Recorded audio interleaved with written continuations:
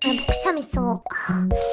全然くしゃみ出なかった。ごめんね。過去の配信あさってくしゃみ見てきて。てかさ、こんなにくしゃみ助かる人たちがいるってことはさ、例えば電車とかでくしゃみした時だってさ、あの女の子のくしゃみ助かるって思ってる人さ、いなくはないってことでしょ。絶対いるよね、一人は。でもさ、長年さ、くしゃみ助かるって言われすぎて、なんかもう、外でくしゃみした時にさ、もしかすると誰かに助かるって思われてるのかもしれない。もしくは、誰かがくしゃみした時に、はい、くしゃみ助かるって頭の中で思うようになっちゃって。困るよ、この文化。勘弁してよ、まったく。最高だよ、これ。くしゃみ助かる文化って素晴らしいね。